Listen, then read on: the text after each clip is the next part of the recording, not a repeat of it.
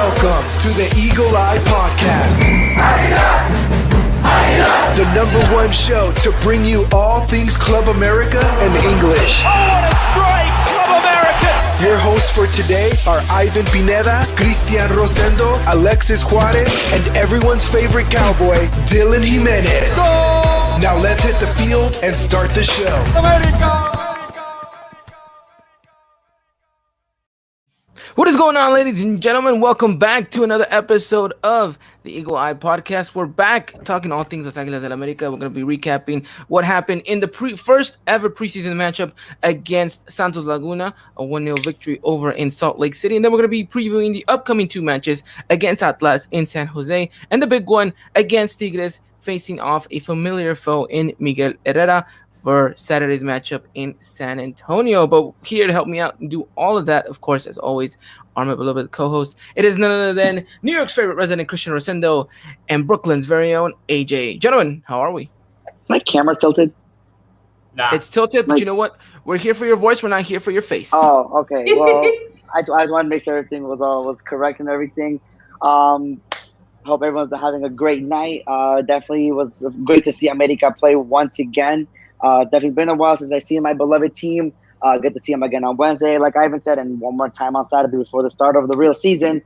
Boys, I'm excited. We saw some good things last night. Little things that need improvement, but overall excited that America's back. Definitely. AJ, how you doing, my friend? Good. Just starting my 9-to-5 job, coaching little kids. You know, it's nice, tiresome, but here I am now, excited to talk everything Club America. Definitely. Well, we have one more co-host on here that isn't able to make it, but he is here to say hello, friends. It's me, Cowboy Dan. Don't forget me. Of course, always in our hearts, our beloved Cowboy Dan, which we'll have some updates on him a little bit later and how you can get your Cowboy Dan autograph this weekend. But I'll give you guys more information on that a little bit later. But all right, gentlemen, we're going to be talking the first preseason matchup. Like you mentioned, Christian, it has been ages since we last saw America play, and it was nice to see them finally on the pitch. We'll go over that 1-0 victory, the goods and the bads against Santos Laguna. We'll look up ahead a little bit on Atlas, and then we'll kind of give a little bit more of a preview to the Tigres matchup, which I think is going to be the actual true test for America coming up in what is going to be a short 2 weeks before the season starts. And talking about the start of the season, we have an official date for every single matchup. So our calendar, our schedule is up and running, and we have all those dates set for you. We're going to be talking some important matchups, when the Clásicos are, when you guys can mark them down on your calendars, and what we think about the schedule as a whole. It's an interesting one, I'll tell you that much. To start off on a Thursday night, that's interesting. You know, definitely extremely interesting. Away too. Away, yeah. Well, yeah, of course. It would be even way more weirder if we started Thursday night at the Estadio Azteca. Now that I don't think I'd ever see in my life. But we have a comment here saying #bring back Dylan Jimenez. That is solely up to Dylan. It's in his contract. He said he doesn't want to be part of Monday nights. So, I mean, we'll see what happens. I'm kidding. No, he's unfortunately right now busy at his job. But he's always doing things behind the scenes that you guys may not necessarily know. But he's always very active here on the Eagle Eye Podcast. But all right, gentlemen, let's jump straight into it. Let's talk America versus Santos. AJ, it's been ages, it feels like, since we saw America play last against Pachuca when we got knocked out of the Liguilla. Now back at it with our new blue uniform. What do you think about not just the uniform, but the performance itself? We end up winning 1-0 at Salt Lake City, Utah. Thinking thoughts in general? I mean, I wasn't expecting a 3-0 because that just doesn't exist on the Solari. We've only had 2 3-0s, I think, it's time. Well, scored more than 2 goals, but it's a preseason. You know, we saw some players that, you know, you usually see in the starting 11. Got to see some new faces into the team, players from Fuerzas Básicas. All in all, we can use some improvement, but hey, it's great to start the preseason off with a win against Santos. Yeah, and you know what? It's interesting that you put it that way, AJ. This was very much a Solari win. If you go and you look at it from what we've seen, Solari is a very organized America side.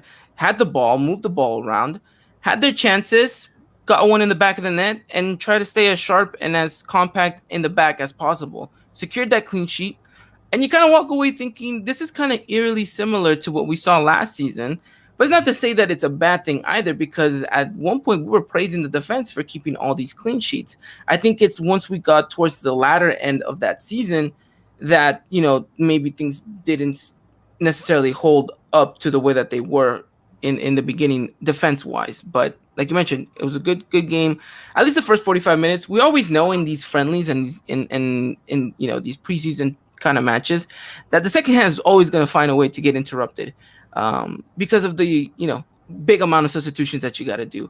Of course. Obviously, you don't want to have your starting 11 go the full 90 minutes just yet, and you want to see some of these youngsters and some of these options coming off the bench as well to see how they're going to impact and all that stuff. So it should be interesting to hear you guys' perspective on a couple players that came off the bench, one particular being Nico Castillo.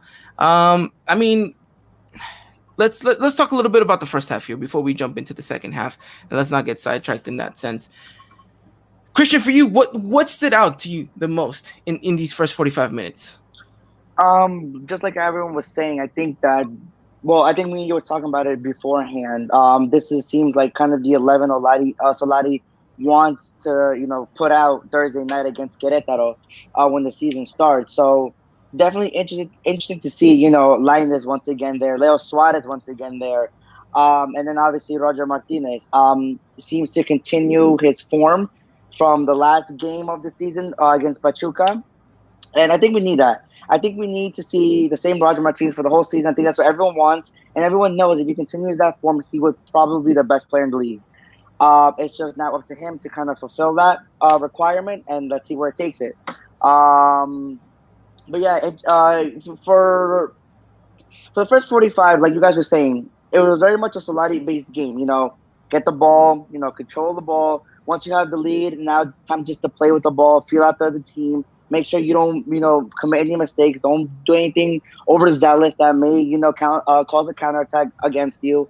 And it's nice to see that Solari is still going with that same kind of game style and enforcing it with the first team, which was in the first 45, as well as the youngsters that came in the second half. Just so everyone knows that there's a system in play, and then when you come in, that system shouldn't get too interrupted. But at least you guys know what you guys are working towards too. And I think that needs to happen. I think that's needed to be in America for very long. And I'm happy to see that Solari still going with that same game style. Definitely. I mean, when Solari first came in, I know this was kind of a big discussion that we had, was what style, what identity was America going to have? And we saw it kind of form and build towards, the middle of the season. And we said, okay, things really have to start taking off.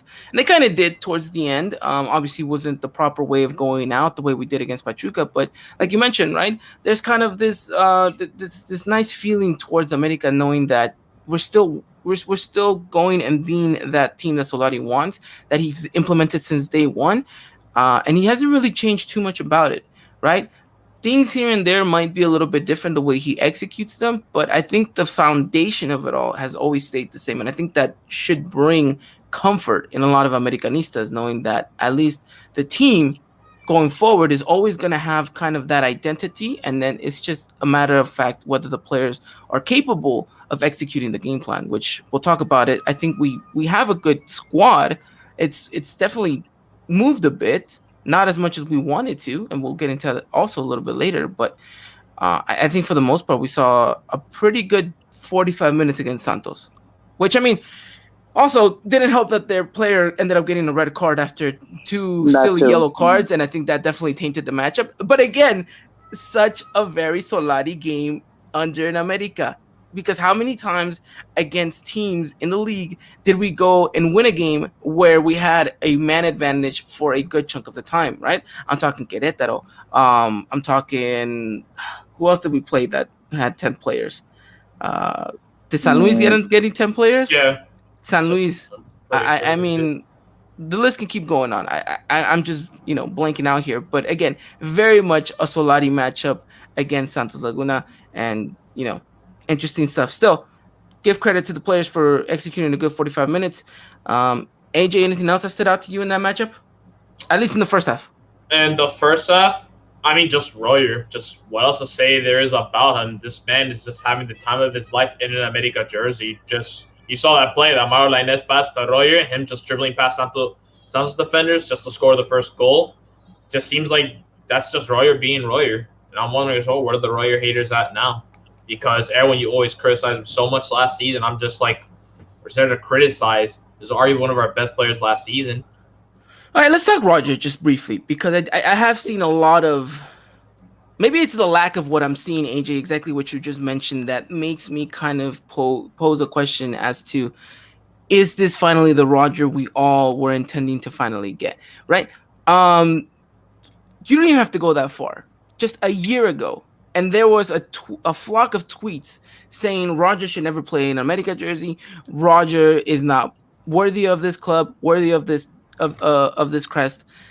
And some of us, to point fingers, myself included, were saying that he should no longer be an America player. Now you fast forward a year later, he's doing what he's doing, and it begs the question: was Miguel Herrera the issue at hand on this one? What was it because of what he had a bad turmoil with Roger, or whatever the case may be? But it seems to like he's just shifted the whole fan base. And what is your perspective on that, Christian? Because you mentioned it right now earlier with Roger, and something that I think is a very bold statement of you.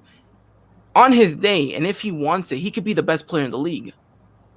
He can. And I'm pretty sure I'm not the only America fan or Liga MX supporter who thinks that. Everyone knows Roger's talent when he's on. He proved it in Pachuca.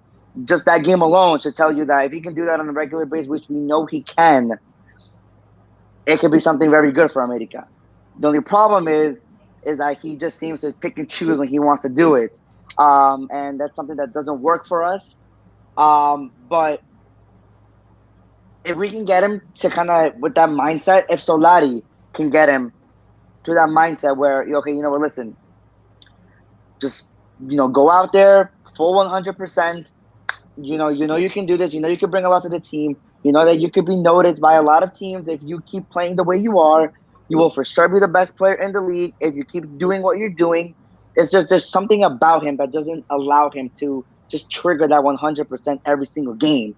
And it's frustrating to us because, like I said, and I'll keep repeating it, we know with the talent he can bring, it's just, I don't know, it's something weird. I don't know if Solari can just bring out the full 100 in him, but, if you can try at least to get him somewhat motivated to keep going and going, it could be good for us. But, it's kind of hard because after that Roger goal, it was the game kind of died down a little bit. There wasn't really much individual stuff going on from him or from anyone else on the team. So that leads me to my next point, and something I kind of wanted to bring up. America's definitely still missing players that can just kind of just spark something, within the team when there's nothing going on. And if that player is only Roger Martinez that can do that, that's a problem. Because there was very few times last season where any other player on that pitch made an influence when everything seemed a little gloom. Yeah, I agree with you. And I'm looking at players like Fidalgo, who I think needed to, be a little bit more creative. But again, look, this is preseason, and I don't want to be too much of a stickler on the first game back, right? I think we have to kind of taper our expectations and where we want these players to be. Right, but this is still going back from last season as well. Mm-hmm. Oh, no, of course, yeah. There was times where... Basically still the same team. Yeah, no, 100%. At least the starters are. Yes, exactly. So, I agree with you in that aspect. I just thought it was a little bit hypocritical of the fan base, and I'll throw our names on there as well, for us to then do a whole 180, and now we're hashtag Team Roger, right? Which is kind of the perspective of what football is sometimes, right? It's a hit or miss sometimes with some players, and when they're on a good one, you're behind them, and when they're not showing up for your team, well, then we already know what the criticism comes. But it is nice to see that I think Roger has won the fan base over, right? And I think maybe there's still some people that question it, whether or not he is that player for us, or more likely that he can consistently be that player for us, because I think no one doubts his abilities. It's like you mentioned, right? That consistency is what's been lacking. But we'll see. It's interesting. I know AJ mentioned it right now. Roger, just, a tank out there. And if you can keep doing it, then, I don't see Viñas ever starting for America as long as Rogers in that number 9 spot. So we'll talk a little bit about that because Viñas did not see the pitch, nor did Nicolas Benedetti. But nothing too much to worry about, right, Christian? No, nothing to worry about at all with either player. All right, good thing right there. All right, let's talk a little bit about the second half here. Let's what went wrong for America in the end, and then we'll talk a little bit more about some individual players because I do want to talk Madrigal. I do want to talk about the return of Layun, but talk to me a little bit more about the second half. Obviously, right, the big highlight of it is that Nico Castillo is back. But before this game even gets to that stage, it completely kind of just felt flat from both teams. And I mean, obviously, one of them is because of the fact that there was so much substitutions. But I don't know your interpretation of it all, Christian. Well, like you said, there was a lot of substitutions, and it's normal in a preseason game, right? You want to see everybody. You want to see what youngsters can potentially come to the first team, maybe fill up a bench spot there for whatever occasion arises, right? They're there. That's what these games are for. It seems like the majority of the youngsters that went are youngsters that kind of the fan base wanted to see, that have proven themselves last year. That let's bring them up. Let's see what they can do. These are the perfect games to do it. I think the youngster that stood out to everyone was Karel Campos. The 18-year-old on the wing. He came in a little flustered. Came in a little too raw for my liking. But as the game went on, it just seemed like he just kind of sat down. He knew his role. He wanted to be in every single play, and you always want to see that in a youngster. Just wanted the ball on his feet, showing to everyone what he can do. And for the most part, after he kind of settled down, it was all positive things. And you just want to see that from the player, keep growing, keep getting, used to his team around him, the atmosphere, the pressure. It's all positive things after he settled in. I want to see more of it. I hope we get some more minutes on Wednesday and even more minutes on Saturday. Because other than that, there wasn't really too many youngsters that stood out to me. But he definitely caught my eye. Definitely. AJ, your interpretations of the second half? Just want to say as well, it's a tale of two halves kind of thing, but it's preseason, so I'm not going to really be too harsh on. But just glad to see some of the youngsters from Fuerza Vázquez actually gain the opportunity to play. Like Christian mentioned, you guys see Karel Campos. Then you saw Emilio Lara, Luis Gutierrez, Areola. You get players like that you see frequently for the sub-20, and they're getting to play finally. Emilio Lara, a bit shaky. He did pick up a yellow card, and then it's like, okay, you cannot have he was definitely nervous the whole game. Yeah, no. 100%. Luis Gutierrez, for him just being a midfielder, I mean, not too bad. It's his first preseason game. We see what the kid could do. And the other guys, I mean, hey, look, Nicolas Castillo, so many people thought wasn't going to play. He ended up coming up to the occasion and got subbed in. So while we didn't see much of Nico Castillo, it is a good sign to see him healthy for what we saw on the pitch, just playing the rest of the second half. So all in all, I like seeing these players that got a chance to play in the second half. Yeah, some good, some promising stuff from some youngsters, right? Obviously, like you mentioned, Christian, a couple of them coming into this game a little raw, and that was always expected of it. But they held for their own. Santi Naveda played this matchup, which he didn't really impress too much from my liking. But again, he was just there.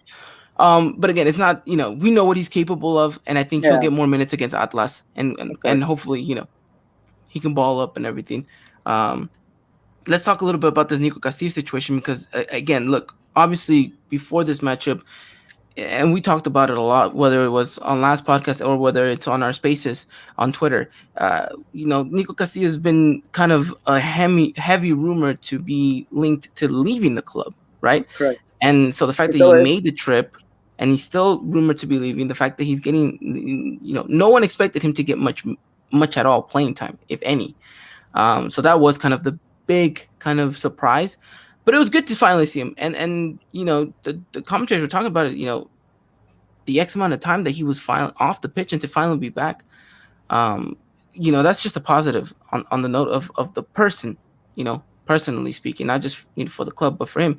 It's really huge. And, I didn't really, it was always going to be a tough ask when you put Nico Castillo in and you've taken all the people that can kind of supply him out. Right? You give him nothing but the youngsters to kind of work with. And he still had maybe one or two chances But you saw that he wasn't sharp, right? A sharper Nico Castillo maybe puts away that one-on-one against Acevedo. A faster Nico Castillo too. Yeah, a faster, just a tad bit faster. There's a tad bit faster. You gotta be If it was two steps faster. if it was the Pumas Castillo, whew, he'd be Definitely. bagging goals for us. And by the way, it was against La Jud, my bad. You're right. Yeah, yes, you're It right. was. I forgot they did the substitutions as well, but that's a positive note for Nico Castillo, right? And then you see kind of the applause he gets on Instagram from Nicolas Benedetti, from Ochoa, from Marchesín. I mean, he's a beloved player, and I think that speaks highly of him too. Whether or not he's going to be an America player for the remainder of the season is still yet to be determined. I don't expect him to. Salary is a little bit too high for America's liking, and they need to offload foreigners. And unfortunately for him, he is one of those names on there. But at least he got some minutes. He most likely will get more minutes against Atlas, and we'll see what happens. But I mean, overall, I think it was good to see him back. Of course, on a personal definitely. level. So, of course, and it's just you just want to see more improvement from him every single day, whether it be with the America jersey or not. He's still an America player, and if he can somehow, I'm not saying it's going to happen overnight because it definitely won't. I'm not saying it'll happen this season because I know it won't. It may not even happen next season, but maybe by the start of the following season, we can see something different from Nico Castillo. We don't know. It's too early to tell. But like I said, though, he's an America player, and I will root for him until he hopefully reaches a level where he is content with, and hopefully that can bring us happiness as well. Definitely, very. But good like you said, though, right, it's still early in the transfer window. Well, not that early, but it's not early in the transfer window at all anymore, Christian. We got 2 weeks. You're right. But there's still movements to be made, and like you said, he is on the list. He's on the list, and it looks like no one is leaving off that list. I mean, we even got Renato Ibarra back training with the under 20s, and we'll talk more a little about that. Look, it's a mess what's going on right now at America and foreigners. We'll get you guys caught up on all of that in just a second. But let's just kind of recap this overall, right? A very much Solari game in the context of what this matchup was, right? Tale of two halves, like you mentioned, AJ, a 1-goal advantage that could have been implemented to much more, but we kept missing our chances. We kept it very tight at the back, and we walk away with the clean sheet. If that isn't Solari-esque, then I don't know what is. But it brings me comfort because I know that at least we have something secured, right? So we'll see. It's just implementing and growing on that, and hopefully with a full preseason under most of these players' belts, that we will then see we'll reap the rewards at the end. So we'll see what happens. But quickly, I just want to read off Jacob Leo saying, I liked Roger and Layun. I also liked Madrigal. Let's talk a little bit about Madrigal. What did you think of him, AJ? It's pretty solid. He's definitely an upgrade over Emilio Sanchez, no doubt about it. He's got the experience under his belt in playing in top division Mexican football. I'd say he's even better than also Gonzalez. And it's interesting to see how he was paired up with Fernando Madrigal, and then commenters are just like, are they playing with two certain defensive mids, or is Madrigal playing as the CM because he can play as a center midfielder if needed? And he looked solid on the ball, actually. He was drawing some fouls. I think that ended up leading to one of the Santos players getting the red card. So it's good. He was advancing with the ball up to the pitch, trying to find open spaces or to anyone he could pass the ball out to. My opinion, it's a good start for him in an America jersey in the first preseason game. Christian, I mean, just going off of Chris right here, he said didn't watch the game completely, but I hear Madrigal was really impressive. Your takes on the ex-Querétaro player? No, definitely. I think it's a good start. Didn't seem too flustered for the occasion. I just want to see more of it, and hopefully he keeps improving because, like AJ said, definitely an upgrade from the previous bench options that we had. So that's just positive for us, I know a lot of people question the move, but every championship team needs a good bench, and if Madrigal can provide that for us, he's welcome. Definitely. I always mentioned, and I mentioned it last podcast as well, highlighting the importance of having a player like Fernando Madrigal to be on your bench and come in and help kind of refreshen some of the legs and maybe take that starter position in 1 or 2 games here in the season. I think Joe Corona did it perfectly under Pio Herrera in the season that we won the championship. And hopefully Fernando Madrigal can do something similar or even better in the role that Solari gives him. I think he knows he's coming in and maybe potentially isn't the starter right away, but has that potential to maybe knock off Richard Sanchez off his game if you catch him slipping, or if he has to come in the second half, or maybe start the next game and do something solid. Then at least you know what you're getting out of him. And so he's looking good on that aspect. But again, look, it's one game only, right? We're so quick to jump on the train. But let's just kind of pedal it back a little bit, and let's say yes, he's had a good game. Now, like we said, like we always keep repeating, like we keep repeating on the podcast, we just want consistency, and if you can give that to us, then I think he's gonna have a promising career here at America. So that is that. Alrighty then, gentlemen, that pretty much wraps up that game. But before I move on into the next segment, just quickly, Layun, back in an America jersey, just quick thoughts on how you think he did, AJ. I don't know. Seems solid, really. So doing what he does best as a right back. You see him bats on the pitch here and there, go up. Not too bad in his first game. Like, it's too early to tell right now. We got 2 more preseason games before the upcoming Liga MX season. So see what he got. Not too bad of a start for him. Okay, Christian. It was average. I mean, what more can you expect from this age? I mean, it's okay for now. Let's just keep seeing more. Yeah. Again, look, I strongly want to reiterate this. One game in, this doesn't tell us the all in all of this team.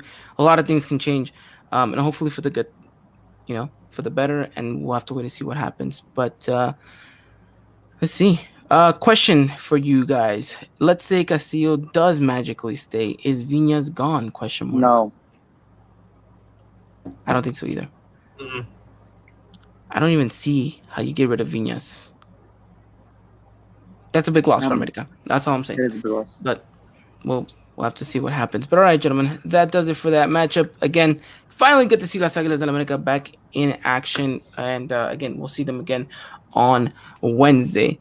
Before we jump into Wednesday matchup, I do want to remind you guys that today's episode is brought to you guys by Foot Cult. And if you guys haven't done so already, make sure you guys go to footcult.com and check out the great merchandise that they got going on. We AJ and myself are wearing some Foot Cult stuff right now. This is something that came out a bit while back, and I don't know if they're even out still. And AJ, of course, wearing our one-of-a-kind Eagle Eye Podcast 19, what do you like, 70s kit right there, merged with a little bit of the 2000s. It's just all over the place. It's beautiful. It's a great kit. And look, if it's still wanted in demand, we will find a way to open the vault and get it more orders in. But again, you guys can find some great stuff over on footcult.com. Use the discount code EUP at checkout to get 10% off. And again, thank you to Foot Cult for sponsoring today's episode. All right, gentlemen, let's jump over into the future. Let's talk a little bit about Wednesday's matchup, and then we'll talk a little bit about, well, you know what, before we jump into Wednesday's matchup, let's talk a little bit about the rumor mill going on in and around America, or maybe the lack of, Christian, because it's died down, right? It felt like before this preseason started, maybe a month ago, that things were really starting to pick up traction for America, and out of nowhere, it's just kind of gone and just completely died down. I mean, what do you have for us? Well, I mean, there's reasons why it's died down. Number one, the lack of foreigner exits. There isn't going to be movement until we see more foreigners leave. But the bad problem with that is that there's no one asking for any of our foreigners. Not the good ones, not the average ones, not the bad ones. There's nothing on the table for anything besides one, and that's Roger Martinez. But that it's still in the baby stages of it forming to be something. This has been going on for about a month now, I believe, with Boca Juniors. It's on and off, on and off. Yes, we want him. No, we don't need him anymore because we have this guy. Oh no, this option fell. Okay, we're gonna go back to Roger. No, you asked for too much. Okay, never mind. We have someone else in place. Okay, no, he went to some other team. Okay, now we're gonna go back to Roger. So that's where it's going right now. It seems like things for Boca Juniors are going in a positive way now, more than ever. I'm not saying that there's potentially something coming. Not yet, at least. We're still probably, I'd say, about 2 to 3 weeks away from anything happening. But Roger isn't opposed to the idea of going to Boca Juniors. It's just you got the first part down, which was getting the okay from Roger and the agent saying, okay, you guys can get it done, we'll go. The second part is negotiating with the club.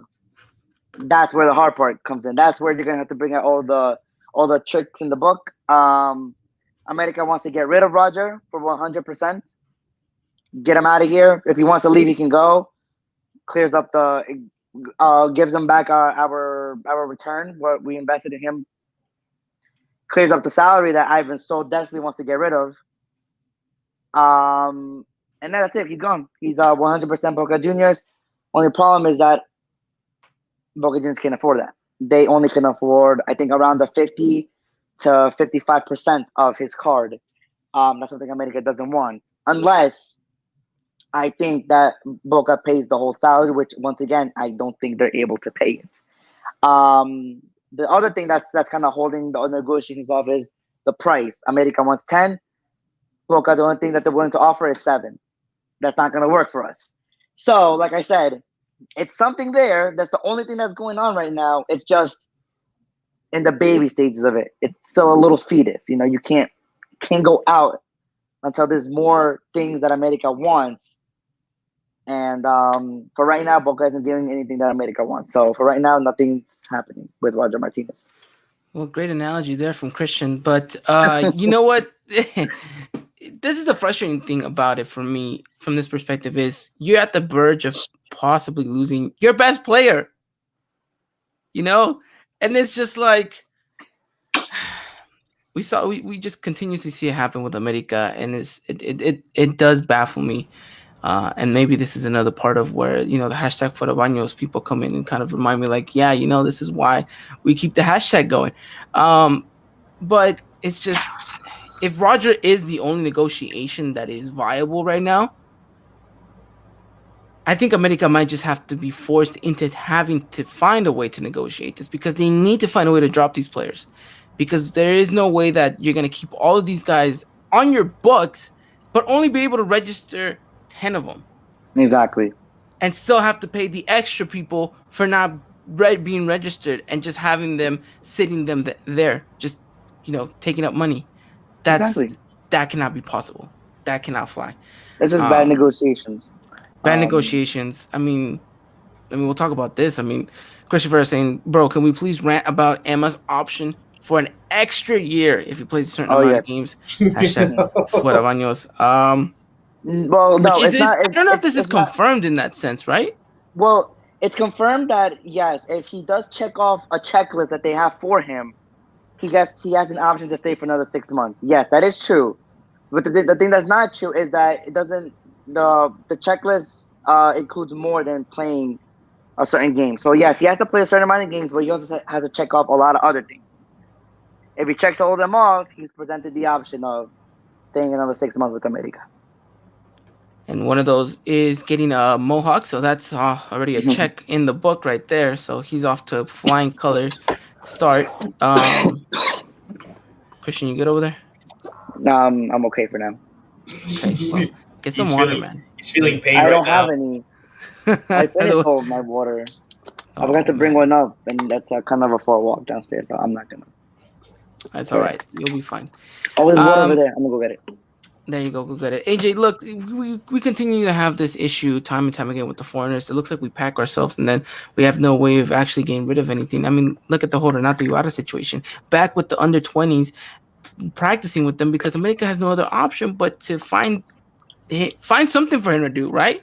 It's just like that one employee that you're just waiting to find a way to fire him. But in the meantime, you just make him do mindless tasks. And I think that's going to be the Renato Ibarra situation. I know a lot of people have argued the fact that he should stay, that he adds something to the team, that he's an upgrade over Leo Suarez. But I argued that we didn't see that in Atlas. And technically speaking, the Renato Ibarra that left to Atlas should have been the best player on that team. And I don't think he actually was that player. It's not to say that he wasn't a very influential part of that Atlas side. He was. But he wasn't a standout the way that a lot of people were expecting him to be. And so I feel like that diminishes a little bit of that credibility of him coming into this America side and completely changing the look of how we go forward. Does he add pace? Yeah, but I mean, so can Morrison Palma, you know? And so it's just, what do we do in this situation, AJ? What do we do with all these foreigners? I really have no clue because I think the first things first, who in the hell is gonna pay for their salaries first of all? Because the wages that they got, every team is like, I'm not gonna buy that thing. Same with like Renato. I think Atlas or so had an option to buy, but when they saw that stuff, they're like, yeah, we're not doing that. Sorry, you can have him back. The rumors apparently Cruz Azul, but do they really want to drop that cash for a player like him? Who knows? And just that speaks for most of the foreigners here. We're trying to get rid of some. Like, you got Royer, not saying get rid, but like he wants to leave, so be it. The problem is we're getting nothing for him. That's why you got Boca trying to play cheap. They're like, we'll give you $7 million, and we're like, no, we're not taking that. We're not though now. Just no, we just can't see him for him. I feel that's the same thing maybe with Nico as well, to take a gamble at him. It's just the thing as well, can he stay healthy? And also, it's the wages they got to pay for him. So, look, I'm just going to be honest with everyone that's listening right now. Do not expect any foreigner to come into America this season. I don't see it happening. I can't. It seems impossible to get rid of, what are we at, 12 foreigners right now? It's gotta be, I'm pretty sure. Yeah, right? last time I checked. It's 12 foreigners. It is, because you add Renato Ibarra and Nico Castillo. It's 12 foreigners because we got rid of Sergio Diaz. We need to get rid of 2. And all of these guys have a huge wage contract that is stopping everyone from even trying to negotiate something, because they know the player is not going to want to settle for less if he doesn't have to, right? If you're a professional player and you know, times are like they are, you'd rather run down your contract, get paid that big chunk of cash, than to settle to go play for less. It just makes no sense, right? And America's just wasting money at this point. And that's the true frustrating part about it all. So it's a short transfer window for the start of the season. I know Solari isn't happy because he wants his full team. He wants to have a preseason with everyone. But the reality of it is the season starts in about 2 weeks, a little bit more, just by a couple of days. And we don't have the full squad yet, or at least the one that Solari pretends to have. Mm-hmm. And so we'll have to wait and see what happens. One last thing to note, and that is because from a lot of requests has been what Freddie Duran saying. Have you guys discussed Chucho Lopez contract extension? Not yet, but hey, as Chris said in the beginning of the episode, Chucho Lopez has renewed. AJ, for how much more years is your boy being at America? If I'm not mistaken, I think it's another year. I think it's another year to his contract. Which, hey, if we ain't gonna use that money on trying to get transfers, then so be it on contract extensions. While Emma, yeah, I understand. Emma's for Chucho Lopez, yes, as Chris said, for the win. Solari believes in him. He was starting in games last season for us. He sees something in him, and I'm happy. Oh, man, God, we really are throwing money away. Stop. Hold it right there. Yeah, I don't understand it. He got campeones de campeones. He's got the Copa MX and the championship for 20. The reason for his extension is so they can sell him when he's ready. Yo, stop. Well, I mean, hey, he doesn't leave on a free. That's the reason. But look, this is the thing that's frustrating me. Well, not really so much frustrating, but we're offloading all these players because a lot of players have left. I think a total of 6 players now have left the club. 6 or 7. 6 or 7. But they're mostly all been Mexican. The only one foreigner left because his freaking loan extension ended. But everyone else has been Mexican, right? And so you're losing a little bit of that Mexican pool depth. You brought in a couple players. But it's just, I don't know. It feels like we're going against the grain in this one. Like something has to happen, because you're not going to sit there and tell me we're going to bring in a right-winger Mexican that can do the job that Leo Suarez can do, but better, right? You're not going to tell me that we're going to get Well, I think that's all we need, right? A right winger. We need a right winger and a center back. Because I think we're content with everything, every other position. And then a backup left winger, unless Caracamba wants to rise up to the occasion. I'd take that, to be honest. Maybe that is the only option. We're not gonna splash the cash on two wingers. I'll tell you that much. We can barely afford half a winger right now from what things are looking at. I think that America's board really have to step up, because there's no two ways about it. Christian, just final thoughts here. Do you think we'll get a foreigner? Do you think we'll have a good foreign player come in? Is America finally going to give us a bombazo of a signing? Not a bombazo, but I think there will be another signing. It's just per Solari's request. I know Solari requested a player of his choosing to come into this season. It happened last season with Fidalgo. I'm confident it will happen this season. I just don't know when, but I doubt it'll be before the start of the season, which is kind of America-esque anyways, for our signing to come in and hold out 3 or 4. We're going to be at the end of the transfer window on August 30th, just finally announcing someone, and we're like 12 jornadas in already. America-esque? No, it's just that. We thought that was gonna end with Solari, right? We thought we're finally gonna get this. No. New coach, different. New coach, same board. New coach, same board. All right. Well, that's true. Look, I'm looking at the calendar right now, because that's something we'll talk about a little bit later. But jornada 7 and 8. That is around the time that the transfer window will end. Actually, no, just jornada 7. Why is there's an international break in the first week of September, so that's why we don't have one right away. But that is 7 jornadas in that we potentially will not have this player, and then it's gonna take another 2 jornadas to get him accustomed, at least, and another 3 to finally see what he's made out of. Right. So there's your whole season, and by jornada like 14, he's finally showing out. Right. That is not acceptable. Sounds very America to me.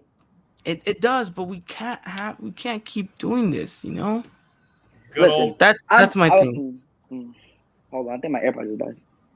Okay. We got the techno.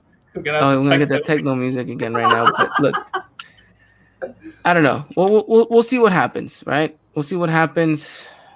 Well, may God have mercy on our transfer window. That's all I'm gonna say. That's all we can say at this point. So, either way, let's move on. Because we're burning daylight here. As always, this transfer window always finds a way to detour us, pretty much. But all right, gentlemen, let's move on and let's talk a little bit more about this preseason for America. They're going up against Atlas on Wednesday in San Jose. What are we thinking about this matchup? You're good. Thank you. Quick thoughts on this matchup. It's another one of those preseason matchups. What do you guys want to see out of America in this one? I guess I just want to see more. I guess going forward, taking more chances, kind of scoring a little bit more goals. I want to see someone else get involved in the score sheet. I want to see someone else, start making the play, start being that X factor, start being that protagonist with the team.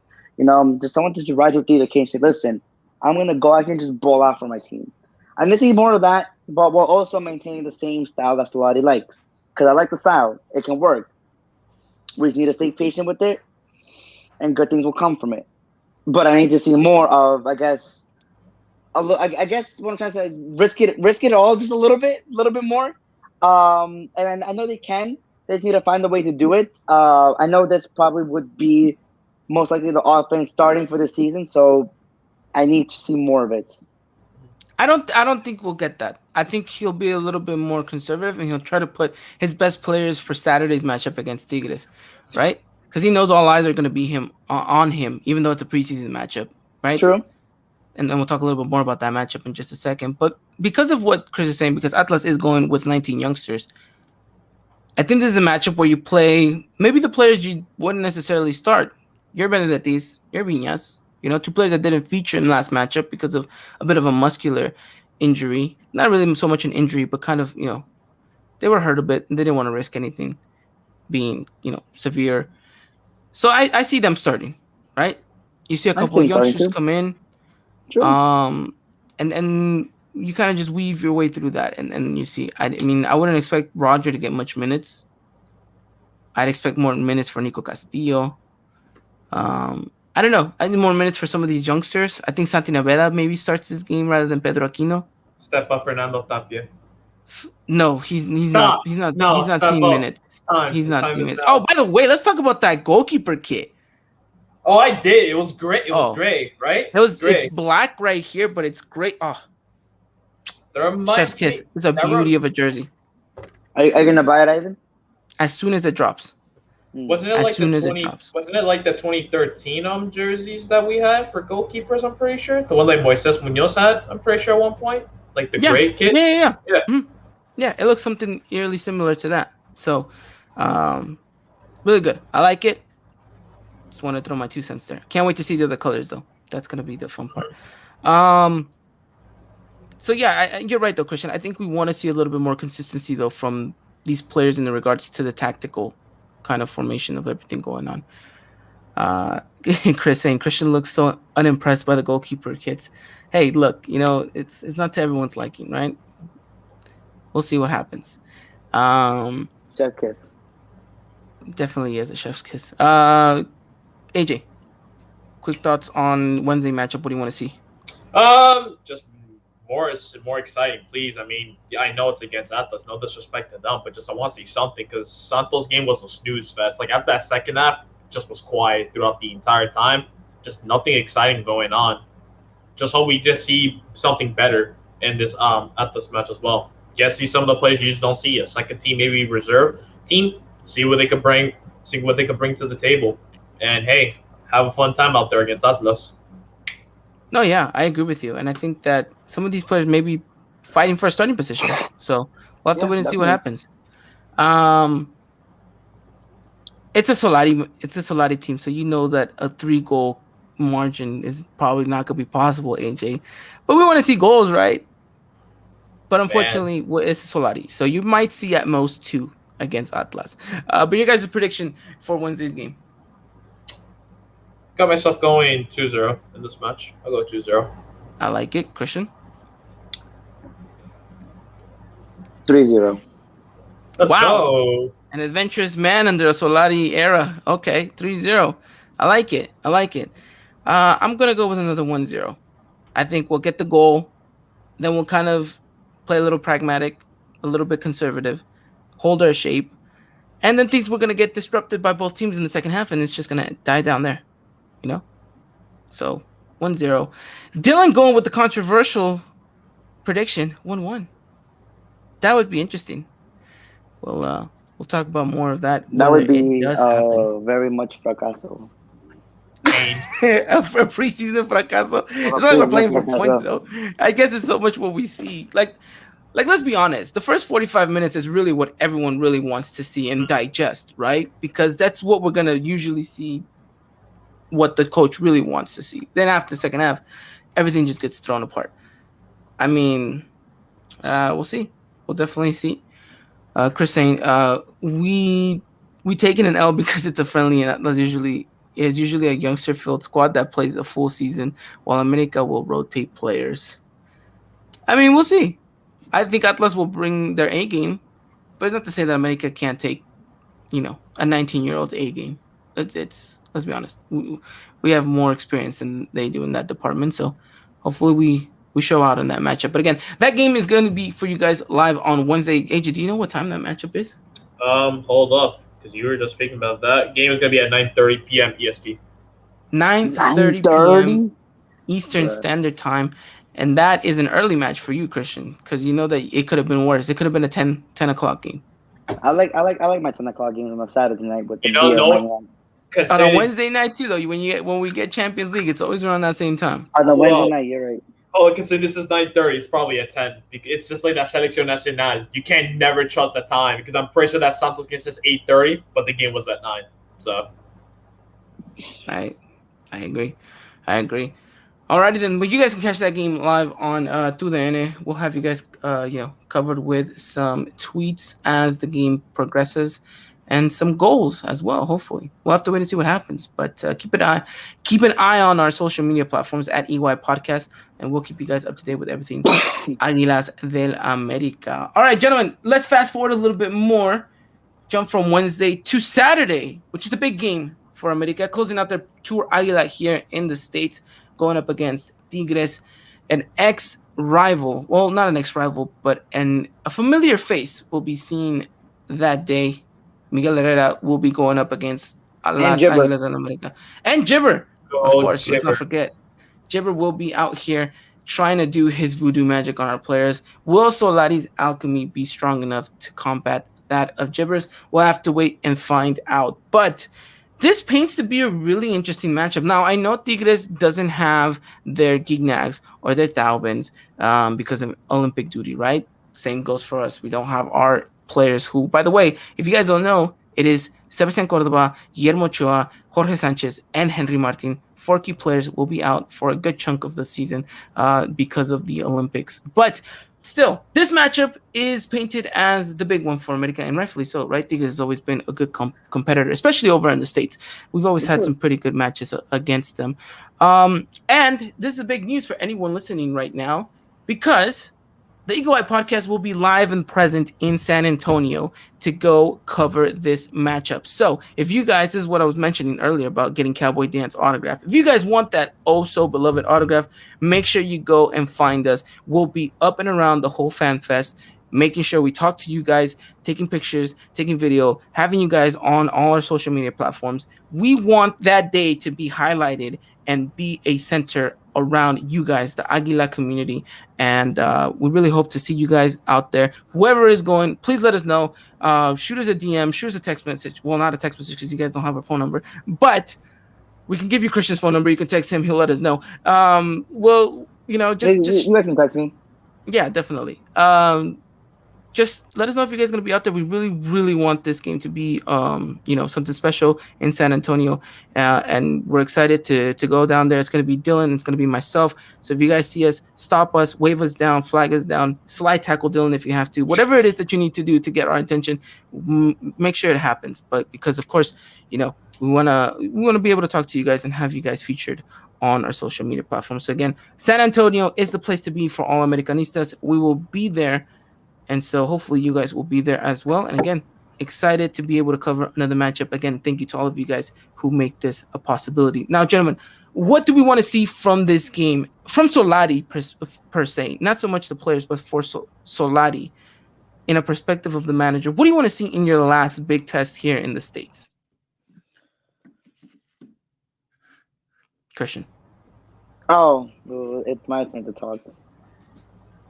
Let's see. What do I want to see from America against Tigres on Saturday night in San Antonio? Saturday morning, by the way. Saturday morning. Yes, this game is an early one. We'll talk a little bit more about that. Saturday morning. Okay, that's okay then. All right. I guess definitely want to see the team that I think Solari will put out on Thursday night against Querétaro. I definitely want to see us kind of be the ones to dictate the game against Miguel Herrera and Tigres, because I kind of know that Miguel will most likely attempt the same thing. It's just these players rising up, I guess, to kind of just enforce the game style that Solari wants, that consistency, making sure that Tigres doesn't get their way. And just overall just being the dominant team, because I know Tigres has enough players capable on that preseason roster to put up a good fight, and I'm sure they will. We have the better team right now, and we need to prove it, because if we don't, then that causes red flags, because, well, I mean, that's kind of basically our starting 11 right there, and if we can't seem to dominate this kind of weakened Tigres side, that's a problem. I wouldn't mind to see a boxing fight between Solari and Herrera. I think everyone would love to see that. He doesn't mean like physical punching, by the way. I know some people. No, I do mean physical punching. No, you see how Piojo can get. You see how he can.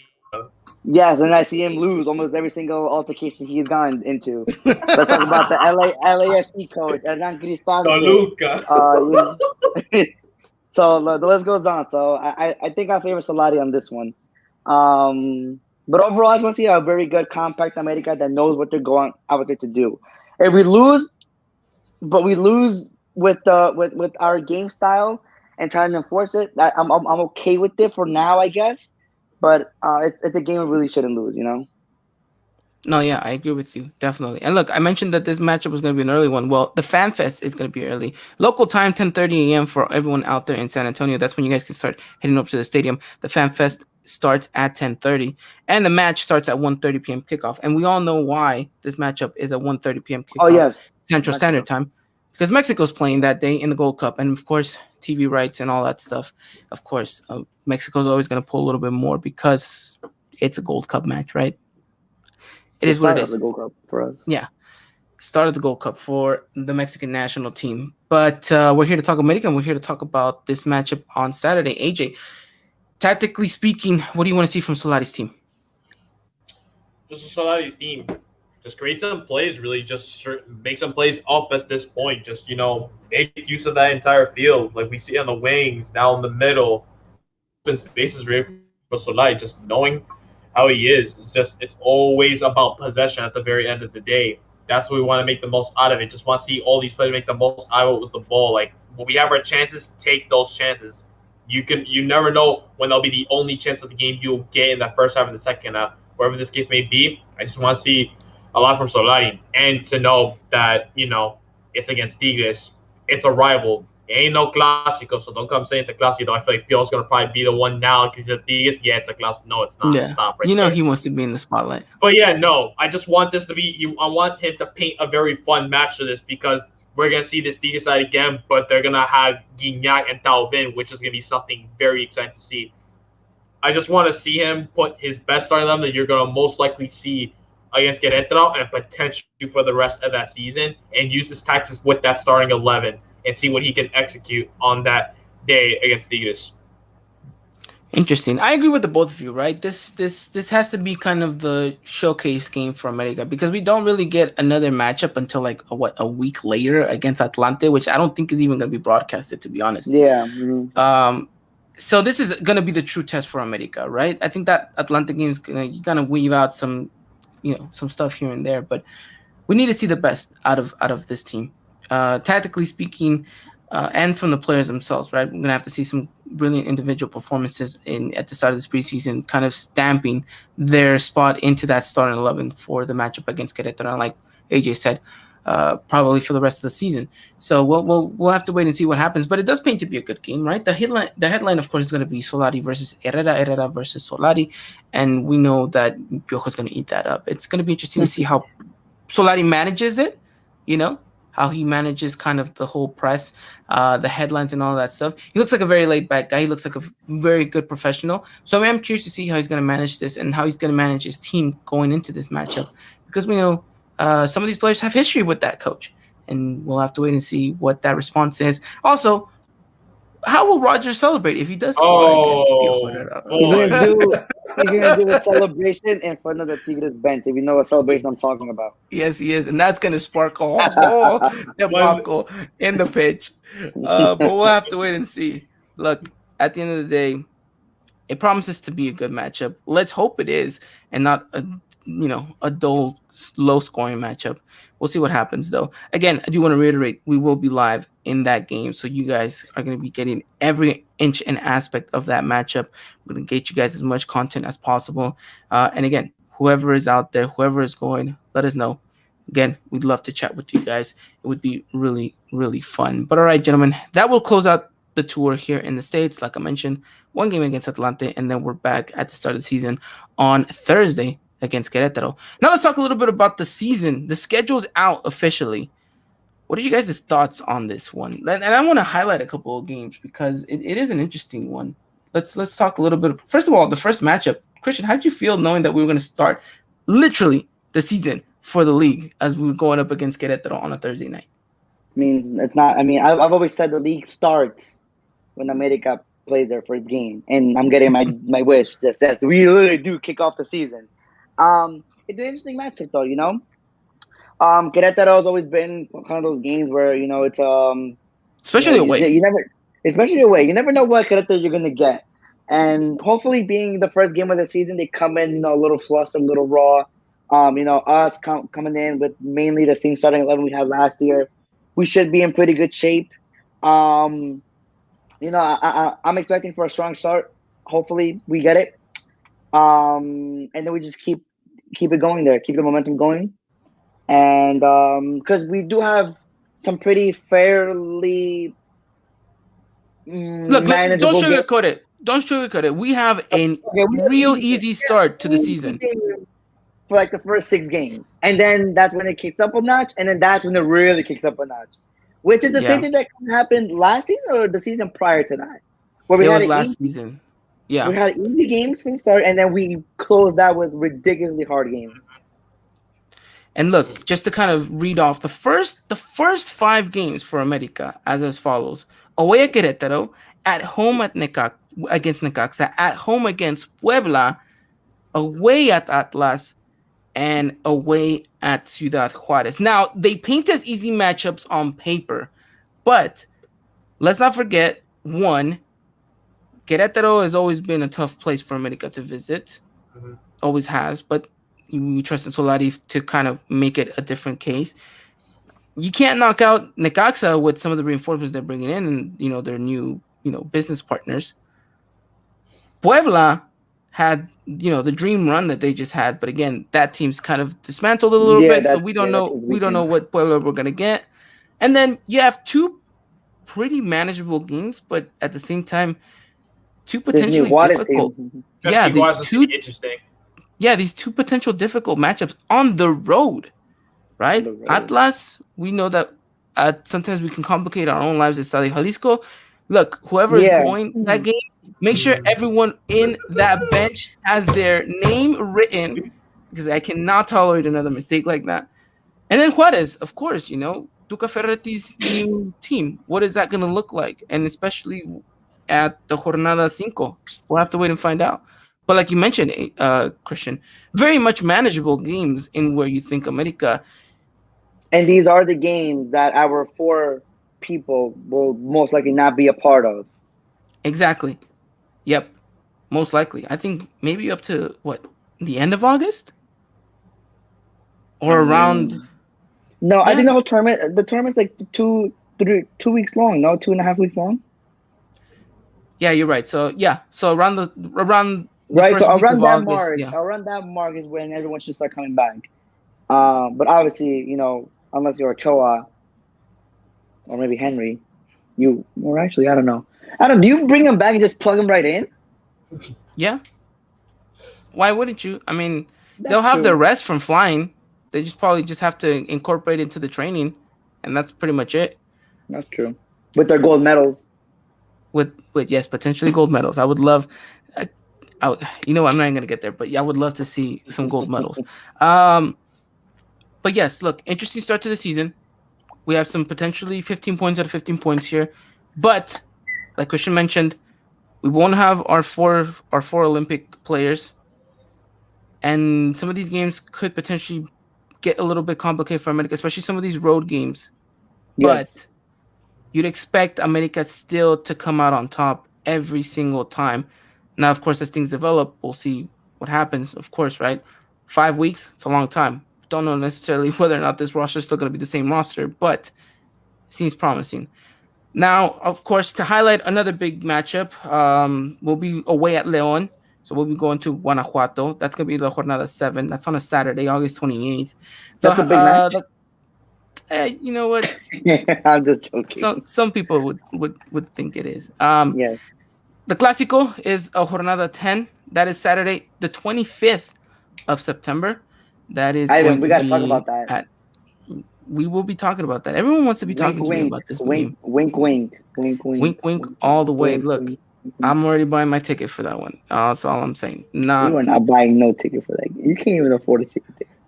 I was just saying a ticket to Mexico City. I mean, okay.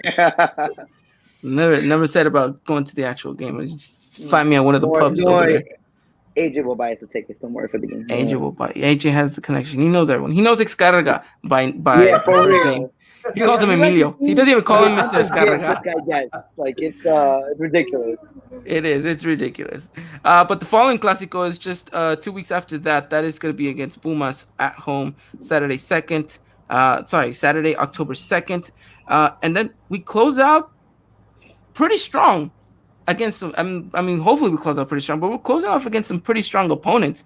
I mean, you're talking Santos, Tigres, Cruz Azul, reigning champs, and Monterrey, last game of the season. That is reigning champs and Cruz Azul in the same sentence. Yeah, I'm not used to it either, but yeah, that's it's crazy. Facts. But look, that is not an easy not close. fair. That's not fair. But That's not an easy close. Piojo will be complaining about that right now. Actually, no, the back-to-back Clásico thing, he'd be complaining about. I think he'd complain about this too. And then you got just Don Solari just sitting down, just like he was on Santos, like, it's fine. My boys know what they got to do. I wonder what goes through the minds of the people who make the schedule and say, you know what, let's put a minute against these hard-ass teams at the end of the season. Let's just see. Let's just go. That's, they're like, what's the worst that could happen? Yeah, what's the worst that can happen? It could be worse. It can be worse. Oh, no, could it be worse, though? Could it be worse? Back-to-back Clásicos? It could be that entire thing again. Well, I mean, I prefer for all those Tigres fans that think that they are a Clásico, then that would be back to back because we'd have Tigres and then Cruz Azul right away. But still, it's when I saw that, I was like, wow, we're really closing off the season like that. But I think the one thing that might bring a little comfort into everyone is that it's the end of the season. So by then, hopefully, America has racked enough points to secure kind of top four, which is something that we'll talk about next week as we preview the entirety of the season. But of course, we're going to kind of preview where we think America is going to end, who kind of the key players are going to be coming up for America, stuff like that. But you guys can tune in next week to hear all that mumbo jumbo. For now, we're just kind of talking a little bit about what we think. If America can secure top four and is in good form, I think, look, we can take anyone. We can take it on anyone, and we need to beat everyone in order to truly be champions. So I say bring it. And let's see what happens, In Solari, we must trust, right? Yeah, I'm not trying to get knocked out for a third consecutive time in first round. Please, God, no. I ain't going with that again. And Solari, we trust. Please get us out of that, please. I don't want to be there again. Don't. Definitely do not want to be there. But any last comments in regards to the season or anything that we've talked about? America's back. And America's giving us the thumbs up because you know what? They're ready for the start of the season as well and for the closing of the season. But again, like I mentioned, any last words? I just hope we close out the preseason strong, get us ready for the start of the season, which I'm very excited. Listen, I want to see them start already. I miss my team. I miss the fans. Fans are back this season. That's a plus. Fans back this season back. And by the way, huge shout out to the fans that were in Utah. And also, just going to say this, huge shout out to the people in San Jose because I know that they're going to make quite the ruckus and they're going to make quite the scene and it's going to be amazing. But to the people out there in Utah as well, just completely, the balloons were a great touch. I thought it was funny. But they really made themselves be heard. I think the players really enjoyed it. And props to them because whenever America comes to the States, we somehow always find a way to be there, present, loud, and fully supporting our team. So hopefully we get to see more of that. And I'm excited to see what San Antonio has in store for Saturday's matchup. Again, we'll be there. And if you guys can please do come by, talk to us. Should be a fun one. But again, any last comments from the both of you? Are we ready to wrap it up? I'm ready to wrap it up, man. Thank you for everyone for coming out. Hope to see you guys next week. Definitely hope to see you guys on Saturday and hope to see you guys next week on a Monday as well. I'll talk to you guys in regards to everything that happened. But again, thank you guys so much. We'll be back to talk things all America very soon. And me and AJ will be back before you know it talking Lady Aguilas as well as I know some of you guys are wondering what is going on with them. A lot of stuff. A lot of stuff. But all right, then, gentlemen, you guys have a wonderful night. Thank you so much for coming out. Again, to all of you guys that came out, thank you so much. We love and support everything that you guys are doing. And thank you for always showing us love. All right, then. We'll see you guys very, very soon. Until next time, take care. And as always, Arriba la America. Good night. Ladies and gentlemen, this was another production of the Eagle Eye Podcast, the #1 source for all things Club America in English. Make sure to follow us on Twitter and Instagram at Eagle Eye Podcast and get all the latest news and coverage.